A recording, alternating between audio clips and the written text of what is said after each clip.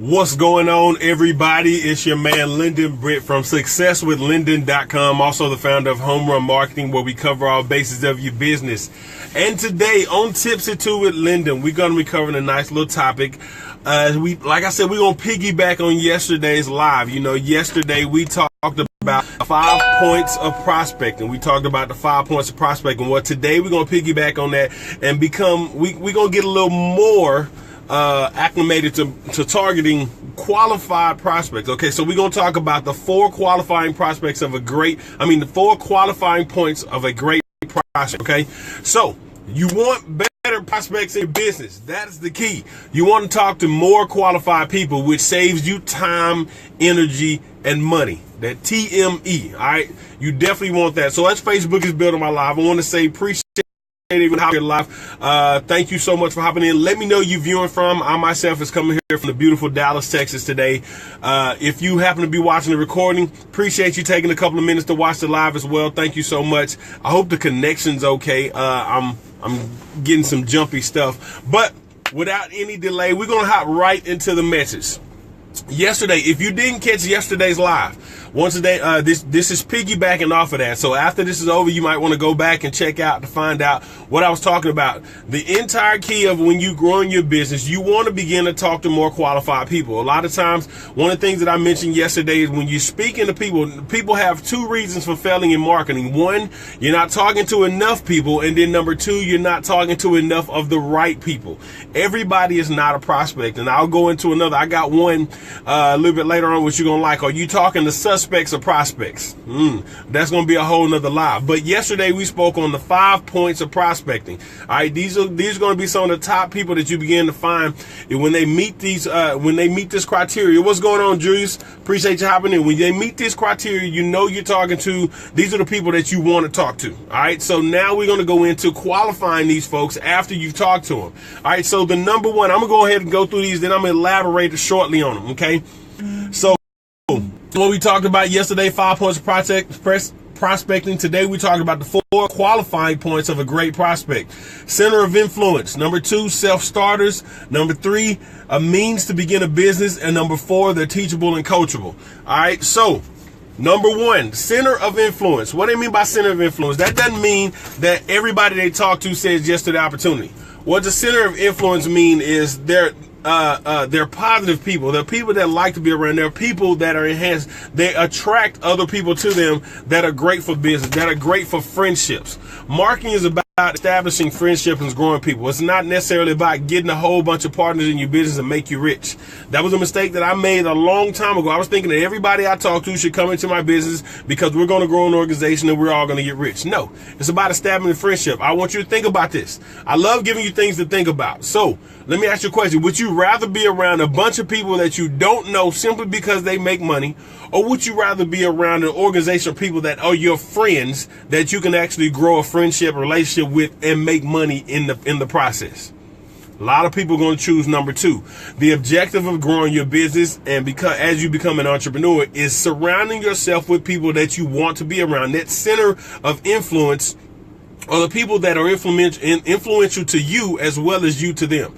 You coincide. It's like yin and yang, like they say. You want people that you coincide with very well. All right, so we're going to hop right into number 2. I'm not going to take too long. I usually make these lives 30 or 40 minutes. I'm shortening them up to make sure I get to the point because I want you to hear everything. Number 2, self-starters.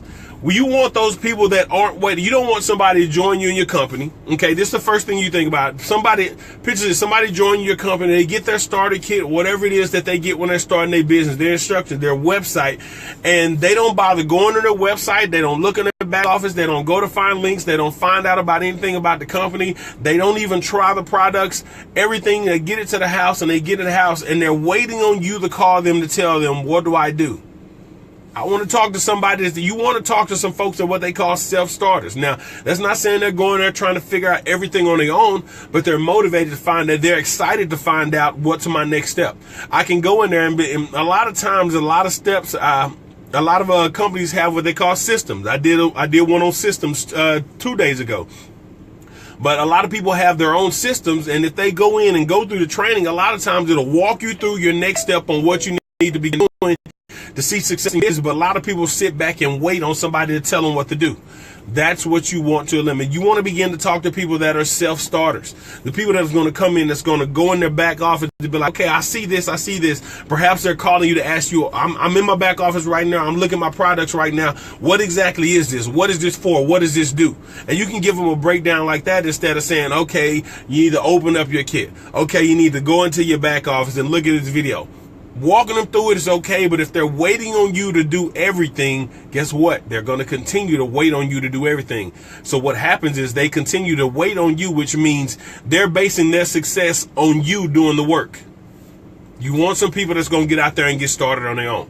All right, number 3, a means of beginning a business.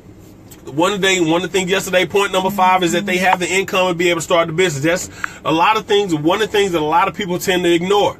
You want to talk to any and everybody, say, hey, join the business, join the business, join the business. Guess what? And you get somebody that you're interested in, and you're talking and you're explaining and you're showing stuff and all that kind of stuff. And when you go to show them that, hey, are you ready to get started? I don't have this. I don't have that. Had you had that conversation and you found out where they were financially, you would know where it was. Now, that doesn't necessarily mean disqualify them, because there are several ways that people can get income and generate income, create that income, if they really want something. If you really want something, you'll find a way. I told somebody the other day, I said, I can guarantee you, for folks that happen to own a home, or even if you have something, there are several things within your apartment, your house, your garage, or whatever, that's collecting dust. It's sitting there collecting dust. For a lot of people, if you talk about somebody who has a garage, you can go out into your garage right now and find stuff that's collecting dust right now. And what are you doing with it? If it's not doing anything, there's somebody that's probably looking that exact thing up on eBay or Craigslist right now, trying to find out how they can get it. For some other folks, you got this car and you sit in your parking lot, the car sitting in your garage. I'm going to fix that up one day. And you won't let it go. You won't get rid of it. Somebody else really wants that car and you're holding on to it. You've been selfish holding on to it because you're thinking, I'm going to get the money one day to fix that. What happens if you sell that to be able to start your own business, to be able to launch your own business, and you become successful? At some point, you make enough money to go back and buy the thing fully fixed up like you want to. And guess what? If you really want to start from scratch, by the time you become successful, perhaps you go back to the same person you sold it to and see it's in the same state when you sold it to them. They never actually really did anything with it, or they did it, got it running and stopped on them. You'd be like, hey, do you mind if I buy that back from you? I buy it from you from double. It's really the thing that I wanted. By that time you had a finance, you'd be able to tell them something like, hey, at that point when I sold that car to you so I can start my own business. Now that I'm successful enough and buy it, I can show you how to do it. Let me buy that car and you start your business. I can show you how to do the same thing. You get your dream car back, and you probably even get a prospect for your business, because you can show them how to get a breakthrough to get out of their finances. Who knows? Get rid of the old stuff. You want to talk to people that have the means of finance to be able to do your business. Stop waiting. There's a mistake. I'm telling you, based on mistakes that I made. I would spend hours, days, weeks talking to people trying to convince them to get in my business, and financially they weren't even qualified to do business.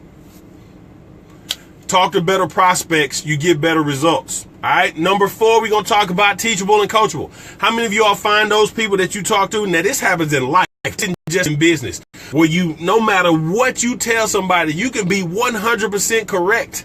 And they know you 100% correct, but they will argue with you left and right. Or you could tell them what to do. They'll ask you, hey, what do I need to do next? These are self-starters. What do I need to do next? What do I need to do next? And you tell them, and they still don't do it. You got to talk to people that are teachable and coachable. It saves you a whole bunch of headaches. If you're telling somebody, hey, I want to know how to prospect better people, I want to know how to prospect somebody else, hey, go through these 5 pointers that I told you about yesterday. And you want to begin to qualify the people that are on your list that you're writing down here. All right. And then all of a sudden, the next time you're, hey, man, I'm still not talking to nobody. Okay. Are you talking to people? Do they meet those qualifications? I don't know. Did you even look at the 5 pointers? Or are you qualifying based on those 5 pointers? No, I'm just talking to people. It's not being teachable or coachable.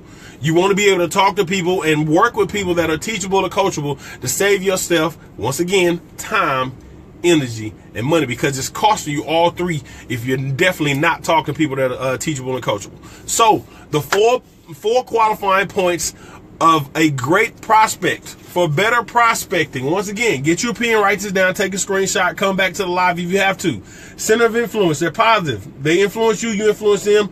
You're creating, you're building your circle. All right, it's a positive, folks. It doesn't mean, like I said, you go out and get everybody you talk to. The center of influence means they have great influence. They're a great person to be around. Positive, motivating type people that you really love to be around. Self-starters, they don't have to wait on somebody to tell them what to do. They're interested and excited to get started, and they're ready to get to going.